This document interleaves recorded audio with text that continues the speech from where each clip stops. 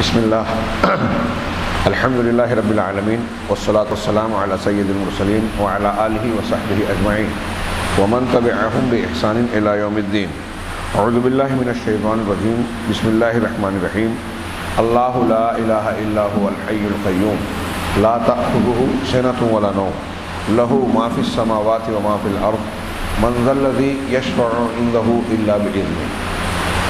حضرین گرامی، آیت الکرسی اور اس کے جتنے حصے اور جملے فقرات میں نے آپ حضرات کے سامنے حمد و صلات کے بعد تلاوت کیے، ان کی کچھ تفصیلات علامہ دکتور ربیع حفظہ اللہ نے پیش کی، اور ہم نے سمجھنے سمجھانے کے اعتبار سے اس میں مزید کچھ باتوں کو جوڑ کر پچھلے کئی دروس میں توحید کی اہمیت اور اس کی دلیلیں جانی. آگے شیخ نے ان بیانات کی روشنی میں مسلمانوں کے موجودہ حالات کا جائزہ لیا اور یہ بنیاد بیان کی کہ یہ توحید جو قرآن میں اتنے اہتمام کے ساتھ اللہ تعالیٰ نے اپنے رسول صلی اللہ علیہ وسلم کے ذریعے سے امت اور دنیا کے لوگوں تک پہنچائی، بیان کی، کھول کھول کر بتائی کہ یہی ہماری زندگی کا بنیادی مقصد ہے. اللہ نے اسی کے لیے انس و جن کو پیدا کیا، کائنات کو بنایا کہ اس بنیاد پر امتحان لیا جائے. اسی کے ماننے نہ ماننے کی بنیاد پر جنت اور جہنم ملنے والی ہے. اور پھر یہ انسانوں کی نجات اور سعادت کے لیے جتنی ضروری تھی توحید ہے، اللہ نے اس کی اتنی دلیلیں فراہم کی ہیں. بہت دلیلیں. توحید کی دنیا میں جتنی دلیلیں ہیں، کائنات میں کسی اور چیز کو ثابت کرنے کے لیے اتنی دلیلیں نہیں ہیں. اور ہر سطح کی، ہر معیار کی ہے. ایک پڑھا لکھا انسان ہو، ایک جاہل آدمی ہو، ایک بہت مہذب انسان ہو، ایک تہذیب و ثقافت سے ناآشنا انسان ہو، امریکہ یورپ کے رہنے والے لوگ ہوں، افریقہ کے جنگلوں میں بسنے والے لوگ ہوں، سائنس لیبارٹری میں کام کرنے والا آدمی ہو، کھیتوں میں فیکٹریوں میں مزدوری اور حمالی کرنے والا آدمی ہو. اللہ نے جو شعور دیا ہے، اگر ایک آدمی پاگل نہیں ہے تو اسے اللہ تبارک و تعالیٰ کی توحید کے نشانات اپنے اندر، اپنے باہر، ارد گرد ہر طرف نظر آئیں گے. کیونکہ اللہ کا یہ بھی ایک قانون ہے کہ ایک انسان کو جس چیز کی جتنی ضرورت ہے، یا دنیا کے لوگوں کو جن چیزوں کی جتنی ضرورت ہے، آپ قدرت کا یہ قانون اور انتظام دیکھیے کہ انسانوں کو ہوا کی، پانی کی، غذا کی، دوا کی، جن جن چیزوں کی جتنی ضرورت ہے، اللہ تبارک و تعالیٰ نے، قدرت نے اتنی بلکہ اس سے زیادہ فراہم کی. وَآتَاكُم مِّن كُلِّ مَا سَأَلْتُمُوهُ. تم کو اللہ نے وہ ساری چیزیں دی جو تمہاری طلب تھی، جو تمہاری ضرورت تھی. جو ہم کو چاہیے اللہ نے وہ ساری چیزیں دی. وَإِن تَعُدُّوا نِعْمَةَ اللَّهِ لَا تُحْصُوهَا. اللہ کی نعمتوں کو گننا چاہو تو گن نہیں سکتے. اب کھانے پینے سے، کپڑے سے، ہوا سے زیادہ بڑی ضرورت ہماری ہدایت اور توحید کی تعلیم تھی. اس لیے اللہ تبارک و تعالیٰ نے اس تعلیم کو انتہائی واضح انداز میں پیش کیا. ہم نے آیت الکرسی کے جن جملوں کی کچھ تشریحات جانی، اس میں جان سکتے ہیں کہ توحید کتنی زبردست نعمت ہے اور کیسی بھرپور ایسی اللہ تبارک و تعالیٰ کی بیان کردہ تعلیم ہے جس سے آنکھ موندا ہی نہیں جا سکتا. لیکن دوسری طرف یہ جو آج ہم پڑھنے جا رہے ہیں شیخ کے درس میں، نتیجے کے طور پر اور بہت غور سے ہم جائزہ لیں. شیخ نے عالم عرب اور عالم اسلام کی باتیں پیش کی ہیں. ہم اپنے گھر سے اور گھر کے اطراف میں بھی دیکھیں، اپنے ملک میں دیکھیں، اپنے گاؤں میں دیکھیں.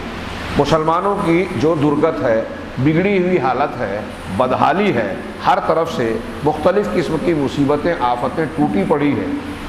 کہ مصیبتیں اترتی ہیں تو مسلمان کا پتہ پوچھتی ہیں.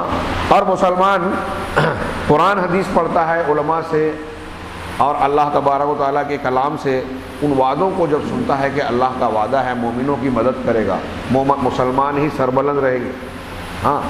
لیکن ہم یہ دیکھتے ہیں کہ مسلمان آج ہر جگہ شکست و ریخت، ٹوٹ پھوٹ سے دوچار ہیں. کاٹے جا رہے ہیں، مارے جا رہے ہیں، بے عزت کیے جا رہے ہیں، مختلف قسم کے الزامات میں گھیرے جا رہے ہیں. کون سی ایسی مصیبت ہے جو مسلمانوں پر نہیں ٹوٹ رہی ہے؟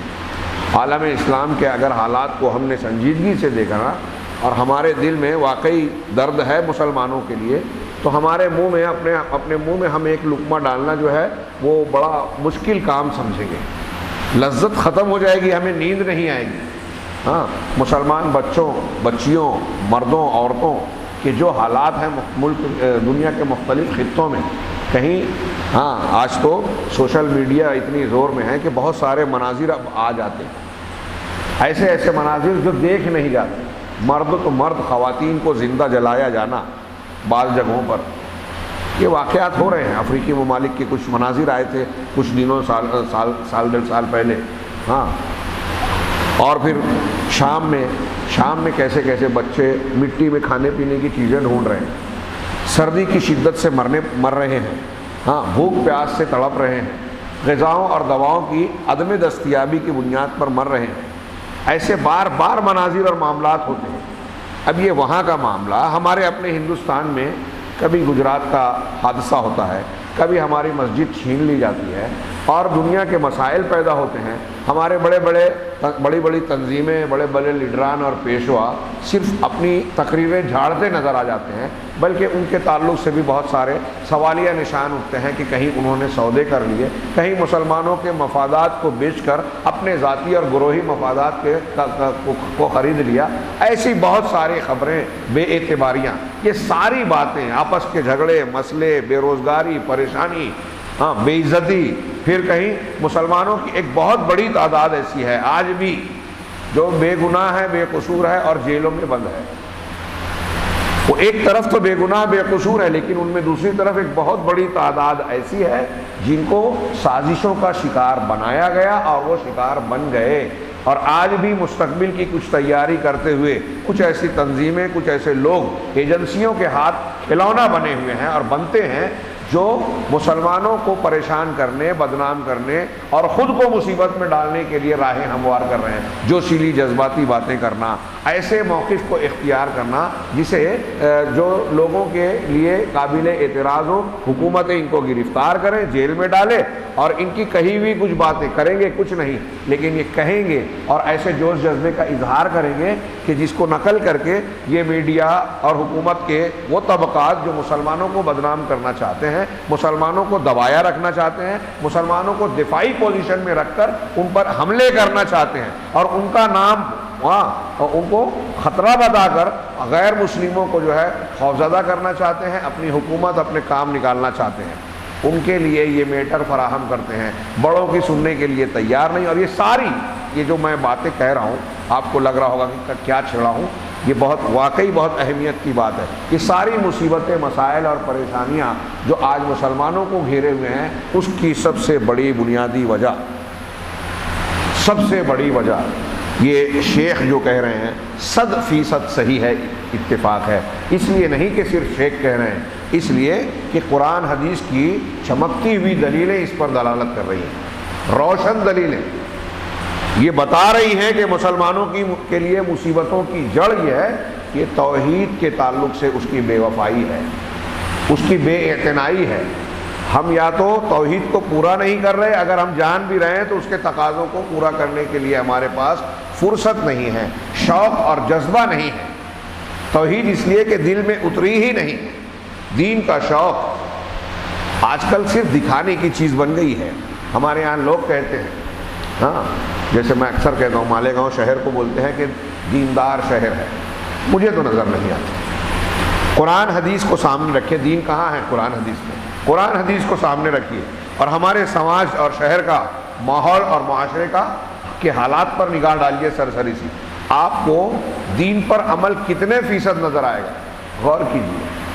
جب زیادہ ہوگا، 50% سے اوپر ہوگا، تو ہم کہہ سکتے ہیں نا کہ ہاں یہ دین کا غلبہ ہے۔ لیکن میں عرض کروں، مجھے تو نہیں لگتا کہ 50% کے آس پاس بھی ہے، اوپر جانے نہیں۔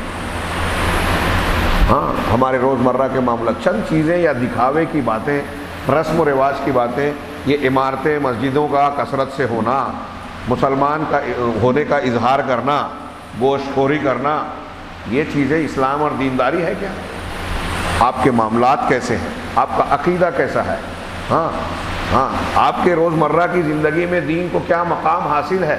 آپ کسی سے دوستی اور دشمنی کر رہے ہیں تو دین کی بنیاد پہ کر رہے ہیں، اللہ کے بتائے ہوئے اصولوں، تعلیمات، اللہ کی رضامندی اور ناراضگی کو ملحوظ رکھتے ہیں یا دنیاوی امور کو، یہ سب معیار سامنے رکھیں، عقیدے کے معیار کو سامنے رکھیں، تو میری بات میں سمجھتا ہوں کہ آپ بھی مانیں گے کہ ہمارا شہر دیندار نہیں ہے۔ ہاں، ابھی راستہ چلتے ہوئے دیکھیے کتنے لوگ، آپ راستے کے آداب جو قرآن حدیث نے بتائے ہیں، اور میں جانتا ہوں کہ جو لوگوں نے ٹھیلے گاڑیاں راستے کے بیچ میں لا کر کھڑا کر رکھے ہیں، اب اس پر جو سواریاں کھڑی کرتے ہیں، جو راستے کے بیچ سے چلتے ہیں، چلنے والوں کو، جانے والوں کو دشواری ہوتی ہے، ہارن بجاتے ہیں، ہٹنے کی بجائے بڑی مشکل سے کسی وقت پلٹ کر دیکھیں گے غصے سے، یہ دینداری ہے؟ اپنی ایسی چیزوں کو، اپنے سامان، گاڑیوں کو راستے میں، بہت چھوٹی بات لگتی ہے، لیکن اللہ کے رسول اللہ کی حدیث ہے نا کہ ایمان کی 73 یا 70 یا 60 سے زیادہ شاخیں ہیں، سب سے افضل لا الہ الا اللہ ہے جس پر ہم گفتگو کر رہے ہیں، اور سب سے ادنا راستے سے تکلیف دہ چیز کو ہٹا دینا۔ اللہ کے رسول کیا فرما رہے ہیں؟ ایمان کی شاخ، یہ ایمان کی شاخ ہے نا، دین ہے کہ نہیں ہے؟ راستے سے تکلیف دہ چیز کو ہٹا دینا دین ہے نا، ایمان کا حصہ ہوا نا اس حدیث کی روشنی میں۔ اب ہمارے یہاں راستوں میں تکلیف دہ چیزیں ڈالنا اور خود راستے میں رکاوٹ بننا کامن عام بات ہے۔ جاہل تو جاہل، پڑھے لکھے لوگ نظر آئیں گے آپ کو، کوئی سمجھا نہیں سکتا۔ ہاں، پولیس والے آئیں گے، گاڑی ٹھیلا اٹھا لے جائیں گے، بس وہ ڈر ہوگا، اللہ کا ڈر نہیں۔ لوگوں کی غیبت کرنا، چغلی کرنا، الزام تراشیاں کرنا، لوگوں کے گھروں میں جھانکنا، ان کے چھپے ہوئے عیب کو بے نقاب کرنا، سنی سنائی باتوں کو جو ایک دوسرے کے خلاف ہو پھیلانا، کتنی عام ہے ہمارے سماج معاشرے، مردوں میں، خواتین میں۔ کیا یہ دینداری کی نشانی ہے؟ یہ بتاتی ہے کہ ہمارے دلوں میں اللہ کا ڈر ہے؟ ہمارے یہاں دنیا داری، کھانے پینے اور دنیا کے معاملات اور مشاغل کے لیے جتنی فکر ہے، آج دین کی سوچ ہے، دعوت کی سوچ ہے۔ کہ ابھی یہاں ہماری مجلس چل رہی ہے، ہاں، میرا کوئی اعتراض نہیں، ایسی جو مجالس ہوتی ہیں، قرآن حدیث کے ماننے والوں کو دین کے سننے، سنانے، سمجھنے، علماء کی رفاقت اختیار کرنے کا کتنا شوق ہے۔ میں ابھی اپنے شہر اور دوسرے شہر کا موازنہ کر رہا ہوں، مجموعی بات کو چھوڑیے، آپ صرف ہمارے یہاں سے نکل جائیں عربوں میں، ہاں، کئی شہروں میں جائیے، آپ کو مسلم نوجوانوں میں جو شوق ملے گا، علماء سے جو ذوق استفادہ کرنے کا جو جذبہ ملے گا، کیا کیا ہم سیکھ لیں میں دین کی باتیں۔ میں ایک بار بلڈانا شہر جاتا ہوں، وہاں کے نوجوانوں کو دیکھ کر مجھے انتہائی حیرت ہوتی ہے کہ آج بعض علماء اور بعض دعات میں وہ جذبہ نہیں پایا جائے گا جو ان کے یہاں۔ ان میں سے بعض نوجوانوں نے دعوت کا کام کرنے کے شوق میں سرکاری نوکری چھوڑ دی، سرکاری نوکری چھوڑ دی۔ میں ایک آدھ مثال دے رہا ہوں، دعوت کا کام ہمیں کرنا ہے، دین سیکھنا ہے، اس کی وجہ سے ہم یہ نہیں کر پائیں گے، اس لیے پرائیویٹ گھر کا کاروبار ہے چھوٹا موٹا وہ کریں گے اور سرکاری نوکری نہیں کریں گے، اور ایسی کئی مثالیں۔ ان کا جذبہ اور ہم جب دوسرے اپنے شہر کا دیکھتے ہیں تو زمین آسمان کا فرق ہے۔ لوگوں کو دین کا ذوق نہیں ہے، شوق نہیں ہے۔ اب اسی تناظر میں شیخ کی ان باتوں پر نگاہ ڈالیں، بڑی اہم بات ہے۔ مسلمانوں کے موجودہ حالات میں اتنی لمبی لمبی لوگ جو تقریریں کرتے ہیں، سیمینار، مسلمان کیوں پست ہیں، یہ ہے وہ ہے، دنیا کی باتیں، وہ ساری وجوہات ضمنی ذیلی وجوہات ہو سکتی ہیں، جڑ بنیاد یہ ہے جو شیخ نے بیان کیا۔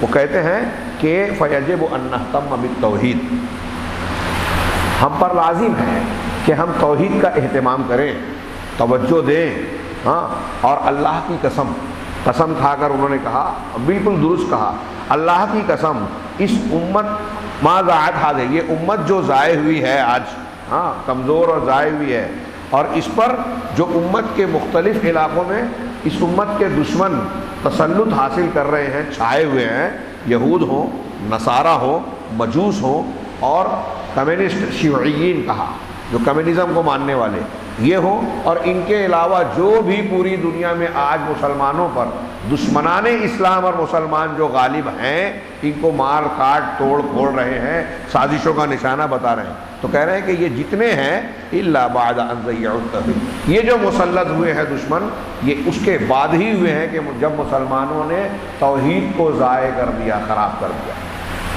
گندا کر دیا توحید کو۔ ہاں، فسلط اللہ علیہم ھذا الذل، تو اللہ تعالیٰ نے مسلمانوں پر یہ ذلت مسلط کر دی۔ ولا یرضی عنہم، اور اللہ ان سے راضی اور خوش نہیں ہے، حتی یعودوا الی، راضی اور خوش نہیں ہوگا یہاں تک کہ وہ اس اسلام کی طرف، اس خالص اسلام کی طرف لوٹے جس پر کہ محمد صلی اللہ علیہ وسلم اور صحابہ کرام تھے۔ یہ انتہائی سادی سیدھی اور براہ راست اسٹریٹ بات جو شیخ کہہ رہے ہیں، صاف ستھری بات، لیکن میں پھر سے دہراؤں کہ امت محمدیہ کے طبقات اس سیدھی سادی بات کو ماننے کے لیے تیار ہی نہیں ہے، بلکہ سمجھنے کے لیے تیار نہیں۔ مسلمان اسلام اور دنیا کی باتیں کریں گے، دعوت و تبلیغ کی بات کریں گے، ہم ایسے ہم ویسے، لیکن جب یہ سوال آپ اٹھائیں گے نا کہ کیا آپ کا اسلام، آپ کی دین، آپ کا دین، آپ کی دعوت وہی ہے جو محمد صلی اللہ علیہ وسلم کی اور صحابہ کی تھی خالص، تو اس سے کترا جائیں گے۔ یہ سب میں مت پڑھو، اس میں پڑھو۔ ہاں، نماز کی فضیلت ہے، نماز کے طریقے میں بات مت کرو۔ جب نماز کا طریقہ اللہ اور رسول کا بتایا ہوا آپ اختیار ہی نہیں کریں گے تو آپ کو فضیلت کہاں سے ملے گی؟ لیکن کہتے ہیں کہ اس مسائل مت دیکھو، فضائل دیکھو۔ مسائل نہیں دیکھنے کا مطلب یہ ہے کہ آپ کو جیسے سمجھ میں آ رہا ہے ویسے نماز پڑھو۔ تو آپ کو ہم کو جیسے سمجھ میں آئے ویسے پڑھ لیں تو کیا اللہ تعالیٰ اجر و ثواب دے گا؟ نماز قبول ہوگی؟ کتنی سمپل بات ہے، لیکن ایک بڑا طبقہ، یہ جو میں بات کہہ رہا ہوں، اگر ان تک پہنچے گی بھی تو بجائے غور و فکر کرنے کے وہ ناراض ہوں گے، وہ یہ الزام دیں گے یا یہ سوچیں گے کہ یہ مولانا جو ہیں اختلافی باتیں کر رہے ہیں، دل دکھانے والی بات کر رہے ہیں۔ آپ دل دکھانے کو سمجھ رہے ہیں، یہ اللہ تبارک و تعالیٰ کی امانت ہے جو ہم پہنچانے کی کوشش کر رہے ہیں۔ اللہ تعالیٰ نے اپنے نبی صلی اللہ علیہ وسلم کو مکمل بہترین جامع نمونہ بنایا، صحابہ نے اس پر چل کے دکھایا، اور اس بنیاد کے ان کو جو ہے عزت اور دنیا پر حکومت اور نہ جانے کیا کیا نعمتیں ملی، دنیا میں بھی اور آخرت کی کامیابی کی ضمانت بھی ملی۔ وہی کامیابی کی بات ہم کر رہے ہیں نا۔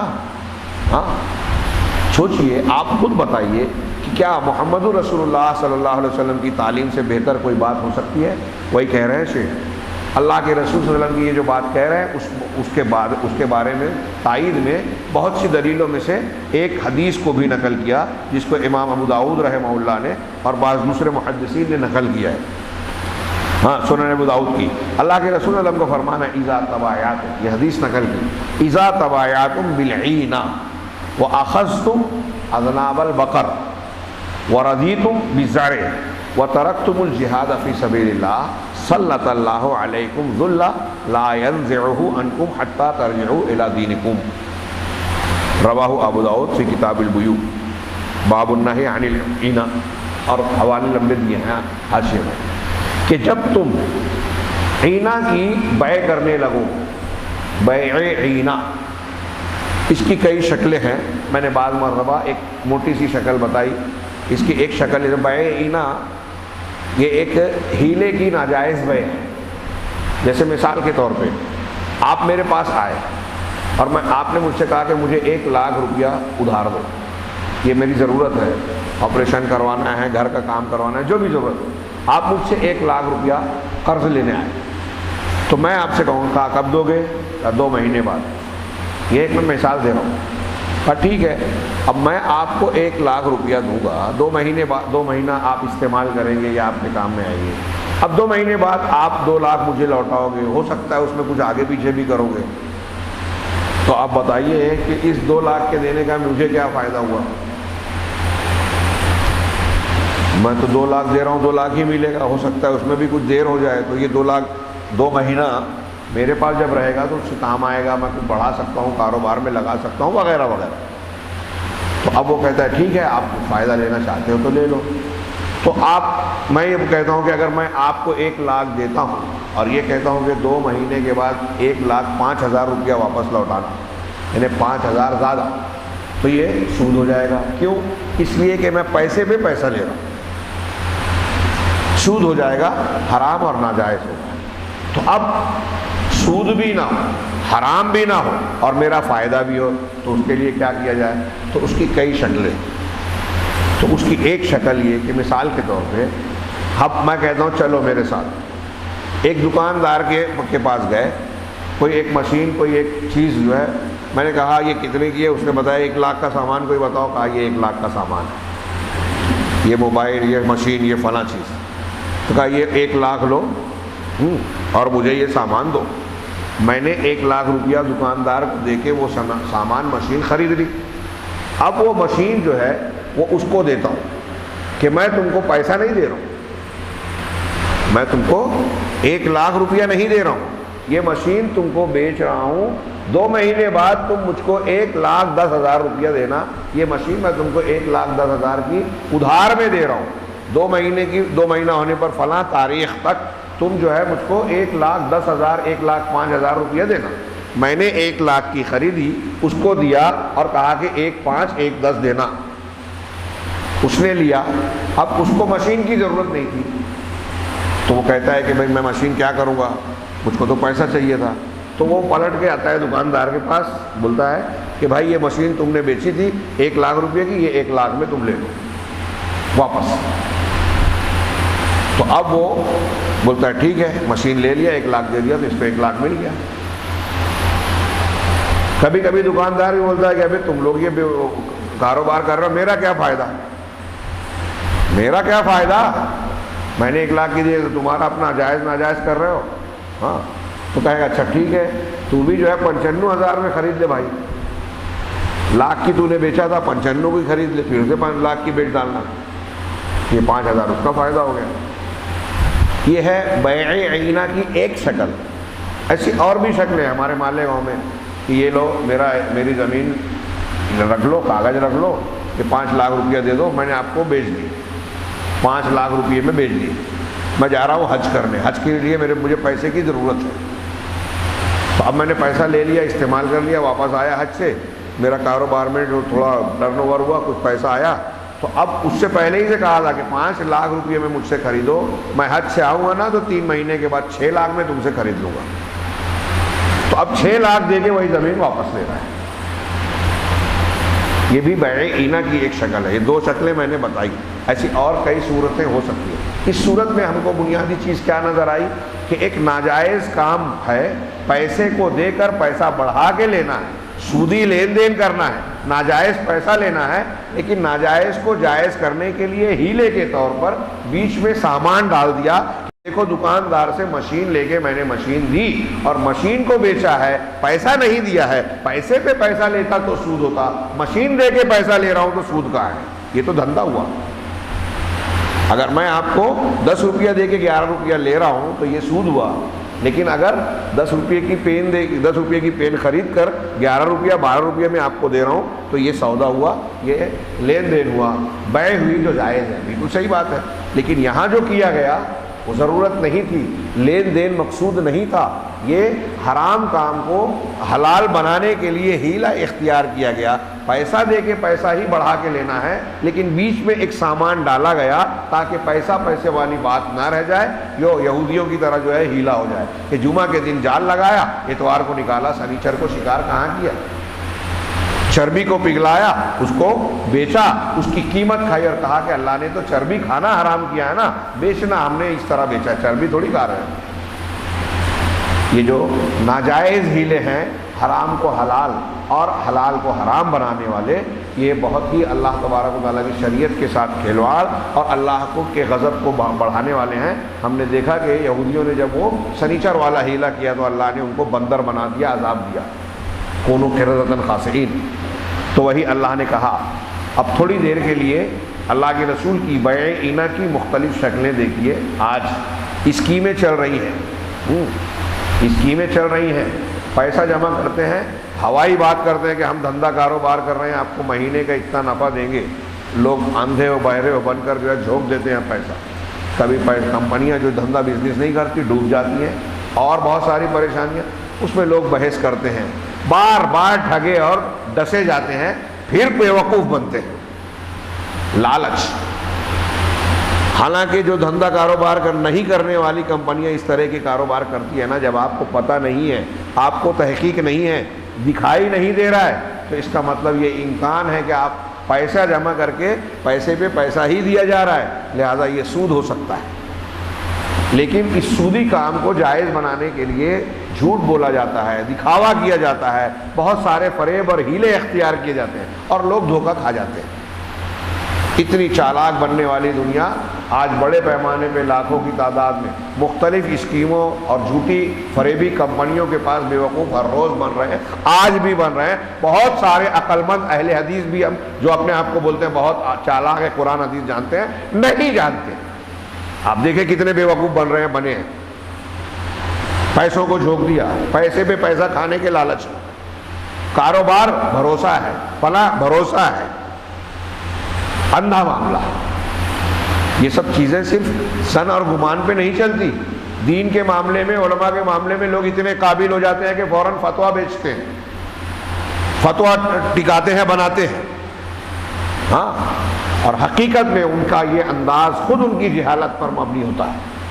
تو میں یہ عرض کر رہا ہوں، کسی پر طعن و تشنیع مقصود نہیں ہے، یہ مصیبت بھی آئی ہے ہماری جہالت کی وجہ سے، بے دینی کی وجہ سے۔ اللہ کے رسول فرما رہے ہیں اذا تبایعتم بالعینہ، جب تم عینہ والی ناجائز بے کرو گے، لین دین کرو گے، وَأَخَذْتُمْ أَصْنَابَ الْبَقَرِ، اور گائے کی دموں کو اختیار کر لو گے۔ مطلب کیا گائے کی دموں کو اختیار کرنا؟ یعنی جانوروں مویشیوں کے پیچھے لگ جاؤ گے کہ یہ ہمارا جو ہے مال ہے۔ جو مویشی پالتے تھے اس وقت کارخانے مشینیں اس طریقے کی نہیں تھی، تو تم گائے کی دم کے پیچھے، یعنی گائے کے پیچھے کہ یہ ہمارا مال و متاع ہے، گائے خوب بڑھائی جائے، اس سے جو ہے مال حاصل کیا جائے، تو گائے، جانور، مویشی اور دنیا کی ان چیزوں کے پیچھے لگ جاؤ گے۔ وَرَضِيتُمْ بِالزَّرْعِ، اور کھیتی پر مطمئن اور خوش رہو گے کہ ہم کھیتی باڑی کریں گے، ہم کو دولت اور پیسہ ملے گا۔ تو کھیتی جو تھی اس وقت، آج اس کو ہم یہ بھی سمجھ لی کہ مختلف کمپنیوں یا کارخانوں میں جو پروڈکشن ہے وہ بھی کھیتی کی فصل کی طرح ہے، پروڈکشن فصل، تو اس میں مگن ہو جاؤ گے، ارے زیادہ سے زیادہ بنایا، مال نکالا جائے، کمایا جائے، مارکیٹ میں لایا جائے، کمایا جائے۔ ہاں، جب تم عینہ کی بے کرنے لگو گے آپس میں، ہاں، گایوں کی دموں کے پیچھے لگ جاؤ گے اور کھیتی باڑی پر راضی رہو گے، وَتَرَكْتُمُ الْجِهَادَ فِي سَبِيلِ اللَّهِ، اور اللہ کے راستے میں جہاد کو ترک کر دو گے۔ جہاد جب ہم لفظ استعمال کرتے ہیں تو اس کو اتنا غیر مسلموں نے بدنام کیا، اس لفظ کو اتنا زیادہ کیا کہ اب یہ لفظ بھی استعمال کرنے میں بہت سارے لوگوں کو ڈر لگتا ہے، کیونکہ اس کو ریکارڈ کر کے عدالت میں پیش کریں گے تو انہیں ارے یہ آتنکوادی ہے۔ یہ پروپیگنڈا کیا گیا۔ ہاں، آج غیر مسلموں میں بھی جو پڑھے لکھے لوگ ہیں، شعور والے لوگ ہیں، جب وہ جہاد کی تفصیلات پڑھتے ہیں تو ان کی سمجھ میں آتا ہے کہ جہاد کوئی آتنکواد نہیں ہے، یہ کسی پر ظلم کرنے کا معنی نہیں رکھتا، بلکہ یہ تو اسلام کی وہ جنگ ہے جو ظلم کے ختم کرنے کے لیے مجبوراً وضع کی گئی ہے، دعوت دین اور حق کے راستے میں رکاوٹ بننے والی طاقتوں کو توڑنے کے لیے ہے۔ یہ مقصد نہیں ہے، یہ مقصد کے حصول کا ذریعہ ہے، اور یہ ہر حال میں نہیں کیا جائے گا، اور ہر حال میں ہتھیار والی جنگ کو ہی جہاد نہیں بولتے۔ یہ زبان سے میں ابھی بیان کر رہا ہوں نا، اگر میں زبان سے مشرکین کے درمیان، بدعتیوں کے درمیان شرک اور بدعت کا رد کر رہا ہوں تو یہ زبان کا میرا جہاد ہوگا، یہ زبان کا جہاد ہے۔ میں قلم سے لکھ رہا ہوں کتاب، مضمون جس میں باطل کا رد کر رہا ہوں تو یہ میرا قلم کا جہاد ہوگا۔ دعوت و تبلیغ کرتے ہوئے شرک، خرافات اور بدعات کو ہم رد کر رہے ہیں۔ ہاں، یہاں بھی تو لوگ ناراض ہو رہے ہیں نا، گالیاں دے رہے ہیں نا، تو یہ تردید کرنا، رد کرنا، باطل کو ختم کرنے کی اور حق کو غالب کرنے کی کسی بھی طرح کی کوشش ہو، سچائی کا ساتھ دینا اور محنت کرنا اس کے ساتھ، یہ جہاد ہے۔ اس میں اللہ کے راستے، اب ظاہر سی بات ہے کہ ایسا کام کرنے کے لیے جگر گردے کی ضرورت ہوتی ہے، جرأت کی ضرورت ہوتی ہے۔ میں تقریر کر رہا ہوں، کچھ لوگ ناراض ہو رہے ہیں، اب میں گھر بیٹھ جاؤں، ارے یار کیا ضرورت ہے لوگوں کی ناراضگی مول لے لینے کی؟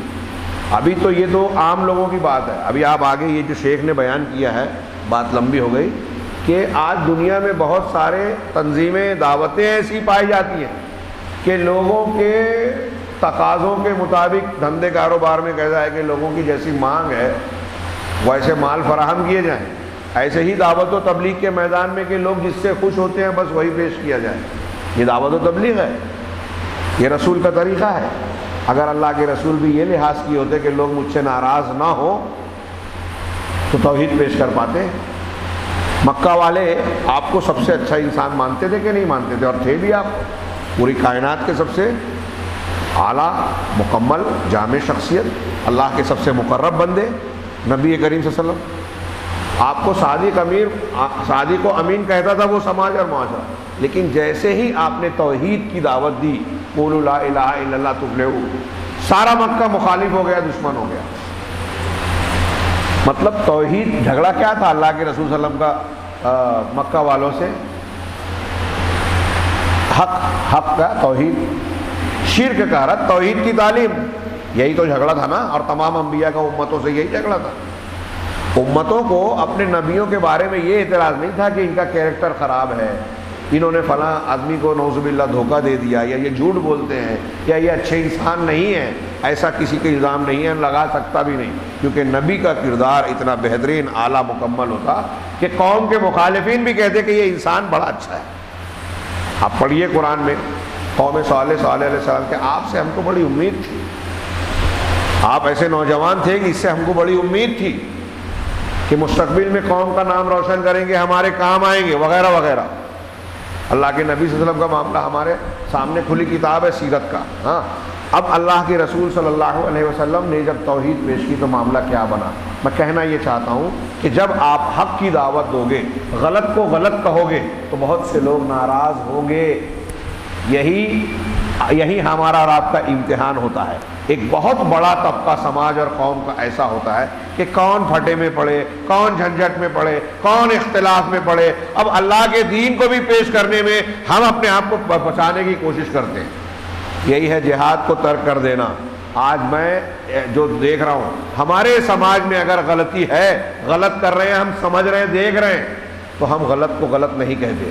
ہاں، ہم اس سے بھی تعلق رکھیں گے۔ اس سے اگر اس کو غلط کہیں گے تو ناراض ہو جائیں گے سیٹھ صاحب، ناراض ہو جائیں گے بڑے آدمی، ناراض ہو جائیں گے فلاں آدمی، اور وہ ناراض ہو جائیں گے تو ذرا ہمارا حقہ پانی بند ہو جائے گا، نوکری خطرے میں پڑ جائے گی، چلنا پھرنا دشوار۔ کامن بات ہے یہ، کامن عام بات۔ اور یہ جو میں کہہ رہا ہوں یہ سننے سمجھنے کے باوجود لوگ کہیں گے مولانا بے وقوف ہے، عقل نہیں ہے۔ آج کل دنیا میں کاروبار یہ چلتا نہیں ہے اس کے بغیر۔ تو جو کاروبار چلتا ہے نا ایسے ہی چلتا ہے۔ مسلمان جس طرح مارے جا رہے ہیں، کاٹے جا رہے ہیں، ظالموں کو مسلط کیا جا رہا ہے، بے گناہ ہوتے ہوئے گرفتار کیے جا رہے ہیں، مختلف قسم کی پریشانیاں، بیماریاں، گھروں میں مصیبتیں آ رہی ہیں، ایسے ہی آتی رہیں گی۔ جب آپ اللہ کے دین کے لیے آپ کے پاس ٹائم نہیں ہے، کسی سے آپ اللہ کے لیے دوستی اور دشمنی نہیں کر سکتے، تو اللہ کیوں اپنی رحمت آپ پر نازل کرے؟ کیوں دشمنوں سے آپ کو بچائے؟ آپ اور ہم اس کے مستحق بنتے ہیں کیا؟ یہ تعلیم توحید سے نکلتی ہے کہ ہم جب توحید کی قیمت کو جانیں گے تو اس کے لیے اپنی جان کی بازی لگانے کے لیے تیار ہوں گے، لیکن اس کے لیے تو ہم لوگوں کی بدنامی بھی سہنے کو تیار نہیں ہے، تو جان کی بازی لگانا تو دور کی بات ہے۔ ہاں، اپنی انانیت کو ٹھیس پہنچے تو ہم نہ جانے کیا کیا دوستی دشمنی کے معاملات کر لیں، لیکن اللہ کے دین کو ہم دیکھتے ہیں کہ روز پامال ہوتا ہے، اس کے خلاف لوگ عمل کر رہے ہیں، بدعت اور شرک کر رہے ہیں، وہاں پیشانی پہ بل نہیں آتا۔ آج ہم دیکھیے ہمارے سماج میں مشرکین سے اتنی نفرت نہیں ہے جتنے اپنے جماعت کے ان لوگوں سے ہے جن کو ہم مخالف سمجھتے ہیں اپنا۔ ان کے لیے غیبت چغلی کا جو وقت ہے، ان کے ٹول لگانے اور عیب کو ڈھونڈنے کے لیے جو ٹائم ہے، بے دینی کے ان کاموں کو دینداری کے نام پر سارے غلط کام کریں گے، لیکن جب بات کریں گے تو کہیں گے کہ میں نے اس لیے کیا کہ انہوں نے یہ کام دین کے خلاف کیا تھا۔ واہ، ایک کام ان کا دین کے خلاف بتا کر سارے اپنے گناہوں کو یہ بتائیں گے کہ ہم اللہ کے لیے لڑ رہے ہیں۔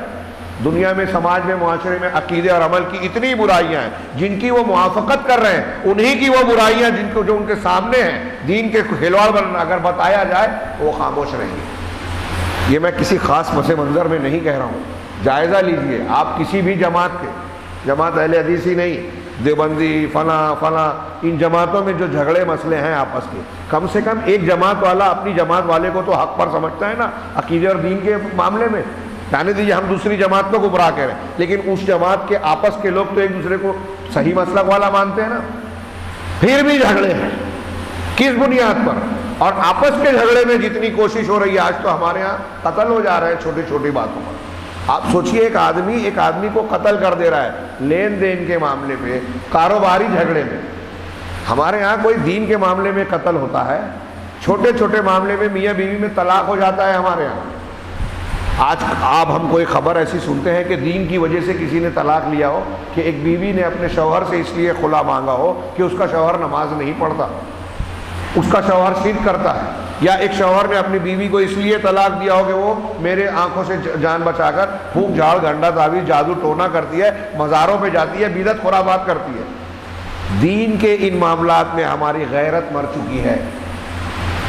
جہاں ہماری غیرت جوش میں آ کے طلاق دے دینا چاہیے وہاں سوچتے بھی نہیں، اور اگر انا کا معاملہ ہے کہ مجھ کو پلٹ کے جواب دے دیا، کھانا بگاڑ دیا، تو اس کے لیے ہم طلاق تک دینے کے لیے تیار ہیں۔ معاف نہیں کریں گے اگر ہم کو ٹھیس پہنچائی۔ اللہ اور رسول کے دین کی مخالفت کرو، ہم کو کیا ہے؟ ہم اپنا کام کر رہے ہیں نا، ہماری جنت ٹھیک ٹھاک ہے، ریزرویشن ہے جنت کا، یہ غلط فہمی نکال کر پھینک دے۔ تو میں وہی کہہ رہا ہوں، اللہ کے رسول صلی اللہ علیہ وسلم کی اس حدیث سے دلیل دے رہے ہیں شیخ ربیع کہ جب تم ایسے بن جاؤ گے اور اللہ کے راستے میں محنت، جہاد، کوشش، قربانی، یہ میں جہاد کے مفہوم کو سمیٹ کر اکٹھا کئی لفظ استعمال کر رہا ہوں کہ یہ اس کے مختلف پہلو اور شکلیں ظاہر ہوتی ہیں۔ جب تم اللہ کے راستے میں جہاد کو ترک کر دو گے، سلط اللہ علیکم ذلًا، تو اللہ تم پر ذلت کو مسلط کر دے گا، ولا لا ينزعه عنكم حتى ترجعوا الى دينكم، اس ذلت کو تم سے نہیں نکالے گا، اس ذلت کو تم سے نہیں ہٹائے گا یہاں تک کہ تم اپنے دین کی طرف لوٹ آؤ۔ اور دین کیا ہے؟ یہ توحید ہے۔ اگر ہم توحید کو سمجھیں گے تو جو اللہ کا حق ہے وہ کسی کو نہیں دیں گے، توحید کو سمجھیں گے تو اللہ نے رسول کا جو حق دیا ہے اس حق کو کسی کا غیر رسول کو نہیں دیں گے۔ اور آج سارے جھگڑے یہی ہیں۔ اب یہ بنیاد بیان کرنے کے بعد شیخ نے کچھ لمبی باتیں کی ہیں، کچھ باتیں ضمناً طویل ہو گئی۔ ہاں، میں ایک پیراگراف تھوڑا سا تاکہ آپ کو اگلی گفتگو کا اندازہ لگے، کل کے درس میں ہم بات کو مکمل کریں گے انشاءاللہ۔ ہونا کا دعوات الان، شیخ کہہ رہے ہیں کہ آج کئی دعوتیں ہیں دنیا کے اندر، آج دنیا میں مسلمانوں کے نام کی، اسلام کے نام کی بہت سی دعوتیں ہیں، لیکن لا تدعو الی التوحید، لیکن یہ دعوتیں جو ہیں، ہاں آپ بہت سی جماعت دیکھیں جی کہ تبلیغی جماعت ہمارے یہاں بہت کام کر رہی ہے، جماعت اسلامی بہت شور مچاتی ہے، اخبارات میں آتا ہے، ہاں فلاں جماعت، ڈھما جماعت، عالمی سطح پہ اخوانی ہے، حماس ہے، یہ جو جن کا نام انہوں نے لیا، اور ایسے آپ کو مختلف ملکوں اور مختلف علاقوں میں الگ الگ ناموں کی الگ الگ جماعتیں، تنظیمیں، دعوتیں نظر آئے گی جو ڈھنڈورا پیٹتی ہے، اخبارات میں، رسائل میں اور مختلف خبروں میں یہ بیان کیا جاتا ہے یہ دین کا کام کر رہے ہیں، دعوت و تبلیغ کر رہے ہیں۔ تو وہ شیخ کر رہے ہیں دنیا میں آج دعوتیں بہت ہیں۔ ابھی شیخ کی بات کو آگے پڑھانے سے پہلے ایک سوال کہ جتنا ہمارے یہاں رپورٹیں آتی ہیں اخبار میں کہ فلاں جماعت نے یہ کیا، فلاں نے وہ کیا، فلاں نے ایسی کانفرنس کی، فلاں نے ویسا پروگرام کیا، سیمینار کروایا، کتابیں چھپوائی، اور لوگوں کا جو ہے کیا مسجدوں میں بلا کر لوگوں کے ساتھ ملتقى متعین کیا، لقاء جس میں اکٹھا ہوئے، ذکر و اذکار کیا، اور پھر اپنے اپنے طریقے سے وہاں جماعت اسلامی والے احتسابی بھی مجلس منعقد کر رہے ہیں، تبلیغی جماعت والے جوڑ کر رہے ہیں، اہل حدیث جماعت والے فلاں اور فلاں، سب اخبار میں، مضمون میں، کتاب میں، رپورٹ میں یہ بیان کر رہے ہیں ہم نے یہ کیا، ہم نے وہ کیا۔ جو کچھ چھپ رہا ہے، جو دعوے کیے جاتے ہیں، ہاں سینہ چوڑا کر کے اپنے سر پہ تاج رکھا جاتا ہے کہ ہم نے یہ کیا، ہماری تاریخ یہ ہے، ان کو اگر مان لیا جائے، میں کسی پہ طنز نہیں کر رہا ہوں، ایک سوال غور کرنے کی بات سنجیدگی سے، کہ جتنی باتیں بیان کی جاتی ہے کہ مسلمان لوگ یا مختلف جماعتیں اتنے کام کر رہی ہیں، اگر وہ صحیح مان لیا جائے، جتنا بیان کیا جا رہا ہے اس کا 50% آدھا کر لو، اگر 50% بھی صحیح ہو، 50 سے بھی کچھ کم کر لو، 30%، تو 30% بھی دعوت و تبلیغ کے عمل کا نتیجہ ہم کو سماج، معاشرے، قوم، ملت میں نظر آتا ہے کیا؟ گھروں کی اصلاح ہو رہی ہے کیا؟ شرک کا خاتمہ ہو رہا ہے؟ بدعت رک رہی ہے؟ ابھی یہ رمضان المبارک کا آخری عشرہ شروع ہو رہا ہے، اس سے زیادہ فضیلت والی راتیں پورے سال میں کبھی نہیں ہیں۔ اسی لیے جناب محمد رسول اللہ صلی اللہ علیہ وسلم اس دن کے آتے ہی مسجد میں بیٹھ جاتے، اعتکاف کر لیتے، بیوی اور گھر والوں سے بھی تعلق ختم کر لیتے ایک طریقے سے۔ وہ آتی جاتی ملتی، معاملات بھی ہوتے، لیکن عبادت کے لیے پورا وقت ہم نکال سکیں یا اس کے لیے وقف ہو جائیں۔ اللہ کے نبی صلی اللہ علیہ وسلم کا یہ طریقہ تھا، یہ آپ کا طریقہ تھا، کون نہیں جانتا؟ لیکن ہمارا آج سے رویہ دیکھیے۔ رمضان المبارک میں پہلی تراویح میں مسجد میں جگہ نہیں تھی، اور آخری عشرے کی تراویح میں دیکھیے مسجد میں جگہ ہی جگہ ہے۔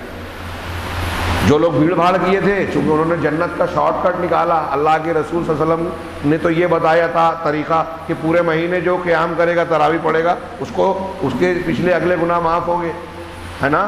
لیکن ہم نے اللہ کے رسول صلی اللہ علیہ وسلم سے زیادہ معلومات حاصل کر لی کہ 3 دن کی شبینہ، 1 دن کی شبینہ میں پورا قرآن ختم کر کے کون پورا مہینہ سر کھپائے گا؟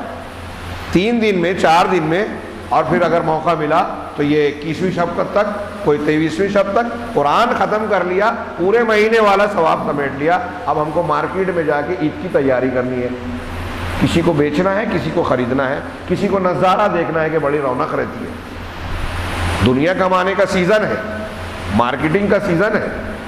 اللہ تبارک و تعالیٰ نے رمضان کو، اور خاص طور سے رمضان کے آخری عشرے کو، آخرت کمانے بنانے کا سیزن بنایا تھا، جہنم سے آزادی حاصل کرنے کا، پروانہ حاصل کرنے کا موقع دیا تھا کہ ہر رات میں اللہ تعالیٰ بہت سارے لوگوں کو جہنم سے آزادی دیتا ہے۔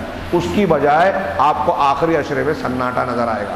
صحابہ کے معاشرے میں آخری عشرے میں محنت، عمل، اللہ کے رسول جب آخری عشرہ آتا، طاق راتیں آتی تو اپنے اہل و عیال کو جگاتے، اور راتوں کو جاگتے، اہل و عیال کو جگاتے، اور عبادت الہی میں کمر کس لیتے۔ یہ اللہ کے رسول اللہ کا طریقہ حدیثوں میں بیان کیا گیا ہے۔ ہمارا کام الٹا ہے، سارے معاملات الٹے۔ تو میں یہی کہنا چاہتا ہوں دراصل کہ یہ جائزہ لیجیے آپ، کیوں؟ اس کی ساری باتوں کی جو جڑ بنیاد آئیں گے نا، شیخ نے جو بیان کیا کہ دنیا میں آج دعوتیں بہت ہیں، یعنی لوگ دین کا کام کرنے کا بڑا مظاہرہ کر رہے ہیں الگ الگ جھنڈے اور پرچم اور پلیٹ فارم کے تحت میں، لیکن لا تدعو الی التوحید، یہ جتنی دعوتیں ہیں، میں ایک کو ہٹاؤں گا، مستثنی کروں گا، اور شیخ نے بھی مستثنی کیا ہے۔ سلفیوں اور اہل الحدیث کے علاوہ روئے زمین پر کتنی بھی جماعتیں آپ کو ملے گی، کسی کو برا لگے، لیکن یہ ایک زندہ حقیقت ہے، چیختی چلاتی حقیقت ہے، یہ سچائی ہے کہ یہ جتنی بھی دعوتیں ہیں، ان کی دعوت میں توحید کو مرکزی حیثیت حاصل نہیں ہے، یہ توحید کی طرف دعوت نہیں دیتی۔ کوئی عنوان بیان کرتا ہے، ہم کو اٹریکشن لگتا ہے، ارے ہاں واقعی امریکہ یورپ کی مخالفت میں بات کر رہے ہیں، ہم خوش ہو گئے۔ دعوت کی بنیاد کہاں سے کھڑی ہونی چاہیے؟ جہاں سے انبیاء کرام کی دعوت کی بنیاد کھڑی ہوتی تھی۔ تو کہا کہ دعوتیں بہت سی ہیں، لیکن توحید کی طرف یہ دعوت نہیں ہے۔ اب اللہ کے رسول صلی اللہ علیہ وسلم یہ کہہ رہے ہیں کہ آیت الکرسی جس کا درس دیا، کچھ حصوں کو واضح کیا، یہ سب سے افضل اور عظیم قرآن کی آیت ہے۔ تو قرآن کی عظیم آیت اس لیے ہے کہ یہ اللہ کی توحید، اس کی عظمت، اس کے اسماء و صفات، اس کی ربوبیت اور الوہیت کو ثابت کر رہی ہیں، بیان کر رہی ہیں، اور آپ کی دعوت اسی سے خالی ہے، جو قرآن کے سب سے عظیم سبق ہے، بنیاد ہے۔ آپ اس عظمت والے درس کو ہی چھوڑ رہے ہیں۔ آیت الکرسی کی فضیلت بیان کرتے ہیں، لیکن آیت الکرسی کی فضیلت کیوں ہے اس کو چھوڑ دیتے ہیں۔ کتنی بڑی بے وقوفی کی بات ہے نا، کھلی بات ہے کہ آپ فضائل میں یہ تو بتاتے ہیں کہ نہیں آیت الکرسی پڑھنا چاہیے، شیطان بھاگے گا، چوری نہیں ہوگی، اور یہ نماز کے بعد پڑھنے سے ڈائریکٹ جنت میں جائے گا آدمی مرنے کے بعد۔ فضیلتیں ہیں، لیکن کیوں ہے آیت الکرسی کی یہ فضیلت، کیوں یہ عظمت والی ہے؟ وہ نہیں جانیں گے تو آپ کو وہ عظمت ملے گی؟ اس میں جو بیان کیا گیا ہے، آپ اس کے خلاف زندگی گزار رہے ہو، عقیدہ اور عمل اختیار کیے ہوئے ہو، تو سوچئے کہ دعوتیں بہت سی ہیں۔ پھر سے جملہ دیکھیے کہ شیخ کہہ رہے ہیں کہ دنیا میں دعوتیں بہت ہیں، لیکن توحید کی طرف یہ دعوتیں لوگوں کو نہیں بلا رہی ہیں، یہ دعوتیں کام نہیں کر رہی ہیں۔ اب کہہ رہے ہیں کہ کل حزب لہو مبدأ، جتنی بھی جماعتیں کام کرنے والی آپ کو دکھیں گی، سب کے اپنے اصول دستور الگ ہیں۔ نبی کے دستور اصول طریقے سے ہٹ کر سب کے دستور اصول الگ ہیں۔ لہو منہج غیر منہج اللہ و غیر منہج الانبیاء. بہت بڑی بات کی ہے شیخ نے. یہ دو جملہ اگر آج ہم سمجھ لیں، یہ دو لائن ان کی، کہ آج بہت ساری جماعتیں کام کر رہی ہیں، لیکن ان جماعتوں کا کام اللہ کے نبی اور قرآن کی دعوت کے مطابق توحید کی طرف دعوت دینا بنیاد نہیں ہے. ان کا اپنا اصول ضابطہ اور طریقہ ہے، اپنے ترجیحات ہیں. ان کا منہج یعنی طریقہ، ان کا منہج اللہ کا بیان کیا ہوا بتایا ہوا منہج نہیں ہے، انبیاء کا اختیار کیا ہوا بتایا ہوا منہج نہیں ہے. یہ ایک جملہ دماغ میں گھسائیے اور جائزہ لیجیے کتنی محنت ہو رہی ہے دعوت و تبلیغ میں. فلاں جمعیتیں ہیں، کانفرنس ہوتی ہے، لاکھوں کی بھیڑ، کروڑوں کا خرچہ، اور پھر اس پر فخر و مباحات. لیکن یہ سارے کام، اور پھر کریا بستی مسجد گھر جو کام ہو رہا ہے وہ الگ. لیکن سارا کام جو ہو رہا ہے وہ منہج نبوی اور اللہ کے بتائے ہوئے طریقے سے ہٹ کر ہو رہا ہے. بہت بڑی بات ہے. انبیاء کے طریقے سے ہٹ کر ہو رہا ہے. یدعو الیہ مخالفا فی ذالک. اب جو لوگ دعوت کا کام کر رہے ہیں، یہ فلاں جماعت، وہ فلاں تبلیغ، وہ فلاں کام، یہ لوگ کہہ رہے ہیں یہ دعوت دے رہے ہیں اللہ کی کتاب اور رسول صلی اللہ علیہ وسلم کی سنت کی مخالفت کرتے ہوئے دعوت دے رہے ہیں. اللہ کی کتاب اور رسول اللہ صلی اللہ علیہ وسلم کی مخالفت کرتے ہوئے، جھوٹی حدیثوں کا سہارا لے کر، غلط طریقہ اختیار کر کے، توحید کا راستہ چھوڑ کر، نبی کا منہج چھوڑ کر، صحابہ کا منہج چھوڑ کر یہ دعوت دے رہے ہیں. مخالفا بذالک منہج الانبیاء. اس طریقے سے وہ تمام انبیاء علیہم الصلوۃ والسلام کے منہج کے خلاف دعوت دے رہے ہیں. یہ ایک جملہ غور کیجئے کہ جب نبیوں کے منہج کے خلاف آپ دعوت دو گے تو آپ کی دعوت کی برکت اور طاقت کیا رہے گی. نوح علیہ الصلوۃ والسلام، یہ دو لائن. نوح علیہ الصلوۃ والسلام 950 سال دعوت دیتے ہیں کس کی طرف؟ توحید کی طرف. اور آج اگر سلفی اہل حدیث دعوت دینے لگتا ہے توحید کی طرف تو یہ جو مختلف دعوتیں، وہ دیکھو یہ اختلاف پیدا کر رہے ہیں، دیکھو یہ ایسا کر رہے ہیں. عجیب بات ہے. آپ نوح علیہ الصلوۃ والسلام نے جو 950 سال توحید کی دعوت دی، شرک کا رد کیا، تو یہی کہو گے کہ اختلاف پیدا کر رہے تھے، غیر ضروری بات کر رہے تھے پیغمبر، نعوذ باللہ. وہ بھی دن رات وہی دعوت دے رہے ہیں. انی دعوت قومی لیلا و نہارا، رات دن دعوت دے رہے ہیں، صبح و شام کھلے چھپ کر سب طریقے سے. کس کی دعوت دے رہے ہیں؟ توحید کی. 950 سال چھوٹی مدت ہے. میں اکثر کہتا ہوں 9.5 مہینہ ہم نہیں دیتے، 9.5 سال نہیں. حضرت نوح علیہ السلام کی توحید کی دعوت 950 سال. 50 کم 1000. یقولون علی السلفیین، یہ سلفیوں سے کہتے ہیں، سلفیوں سے جو لوگ حضرت نوح علیہ السلام 950 سال، شیخ کا جملہ ہے، اب یہ نقل کر کے کہہ رہے ہیں کہ وہ سلفیوں سے کہتے ہیں، یعنی اہل حدیث لوگ سے یہ لوگ کہتے ہیں، یہ دعوت دینے والے، کہ انتم تحاربون اہل القبور ونحن نحارب اہل القصور، کہ تم لوگ قبر والوں سے، قبر پجوں سے لڑتے ہو اور ہم محل والوں سے لڑتے ہیں. قصور مانے محل. یہ جو دعوت کا کام کر رہے ہیں نا، حماس، اخوان المسلمین، جماعت اسلامی، فلاں، یہ ان کی طرف اشارہ ہے. وہ اہل حدیثوں سے کہتے ہیں کہ تم قبر والوں سے لڑ رہے ہو اور ہم محل والوں سے لڑ رہے ہیں. محل والے مطلب حکمرانوں سے، اور بڑے بڑے لوگوں سے ہم لڑ رہے ہیں. ہمارا جھگڑا جو ہے وہ حکومتوں سے ہے. حارب الاوثان افانت دعوتک اعظم من دعوت الانبیاء. تو کہہ رہے ہیں کہ ہم تو جو ہے محل والوں سے لڑ رہے ہیں. اب یہ سلفی جو ہیں یہ بتوں سے لڑ رہے ہیں. تو بتوں سے لڑ رہے ہیں، مردوں سے لڑ رہے ہیں سلفی، اور یہ زندوں سے لڑ رہے ہیں اور بادشاہوں سے لڑ رہے ہیں. یہ کر رہے ہیں، دعویٰ کر رہے ہیں. تو کہہ رہے ہیں کہ کیا تمہاری یہ دعوت جو ہے یہ انبیاء کی دعوت ہے، انبیاء کے طریقے پر ہے؟ ظاہر سی باتیں نہیں ہیں. لہذا ما ینصرون، یہی وجہ ہے کہ جب ہماری مسلمانوں کی اکثریت کی دعوت، ترجیح، دین، توحید کی بنیاد پر نہیں کھڑے ہیں یہ ساری چیزیں، تو اللہ تبارک تعالیٰ نے لہذا ما ینصرون، اللہ کی طرف سے ان کی مدد نہیں کی جا رہی ہے. بات ادھوری ہے، جملہ ادھورا ہے۔ ہاں کل کے درس میں ہم ان کی بات کو پورا کریں گے۔ آج ہمارے موجودہ حالات میں انہوں نے ضمناً ذکر بھی کیا ہے کہ افغانستان، عراق، شام وغیرہ کے حالات کا ذکر کیا ہے، مصر کے حالات کا ذکر کیا ہے، کل ہم اس کو جانیں گے۔ اور ایک چیز یہ پڑھتے پڑھتے مجھے واقعی محسوس ہوا کہ بعض پہلو پر ہم غور نہیں کرتے۔ افغانستان میں روس تھا، انہوں نے ذکر کیا ہے آگے، افغانستان میں روس تھا۔ ہاں پورے دنیا کے مسلمانوں نے مل کر افغان مجاہدین کی مدد کی۔ سعودی عرب اور عالم عرب کے بہت سارے علماء مجاہدین جا کر محاذ پر جنگ لڑتے تھے، لڑے۔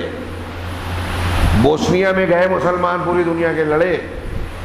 اب مقابلہ کیا، روس وہاں سے نکل گیا۔ شیخ نے بڑا اچھا سوال کیا کہ دیکھیے مسلمان نے جب اللہ کے لیے محنت کی، دین کے نام پر محنت کی، تو بہرحال دشمن وہاں سے نکل گیا، روس تو چلا گیا، لیکن افغانستان میں مسلمانوں کو غلبہ، قوت حاصل ہوا، وہاں کے معاملات ٹھیک ٹھاک ہوئے، اسلامی دعوت کا پرچم لہرایا نہیں۔ ایک کے بعد دوسرا آیا، ایسا لگا کہ یہ اس سے بہتر ہوگا۔ ان کے یہاں بھی بہت سارے مسائل، خرابیاں، خامیاں۔ اب جو ہے یورپ اور امریکہ کا تسلط ہے، وہاں کی حکومت جو ہے کٹ پتلی حکومت ہے، دشمنوں کی طرف سے مقرر کی ہوئی۔ کیوں؟ شیخ نے بڑا پیارا، میں ایک ان کی کئی مثالوں میں سے ایک مثال اپنے الفاظ میں بیان کی کہ سوال اٹھایا کہ بھائی مسلمانوں نے محنت کی، ایک کو بھگایا، سپر پاور اس وقت کی کہلاتی تھی رشیا، وہ چلی گئی، لیکن مسلمانوں کو اپنا ملک نہیں ملا، وہ برکتیں نہیں ملی جو جہاد کی برکت ہونی تھی رشیا کو بھگانے کے بعد، بلکہ آپس میں گتھ گئے، لڑ گئے، اسلامی دعوت کا کوئی اثر نظر نہیں آیا۔ نتیجے میں آج دیکھ رہے ہیں کہ ان کے بھگانے کے بعد بھی افغانستان ان لوگوں کا نہیں ہے جن کا ہونا چاہیے۔ یورپ، امریکہ اپنا کام نکال رہے ہیں، اپنی کٹ پتلی حکومت بنا کر لڑا رہے ہیں، کام نکال رہے ہیں۔ کیوں؟ محنت کر کے بھی، ایک دشمن کو بھگا کے بھی۔ یہ شیخ نے کہا کہ مسلمانوں نے اپنا خود کا ملک حاصل نہیں کیا، اس کی وجہ ہے کہ ان کے سامنے توحید نہیں تھی، توحید بنیاد نہیں ہے، اس لیے نتائج برآمد نہیں ہوتے جیسے ہونے چاہیے۔ انشاءاللہ کل اس بات کو مکمل کریں گے۔ اللہ تبارک تعالی ہمیں خیر کی توفیق عطا فرمائے۔ وآخر دعوانا الحمدللہ رب العالمین۔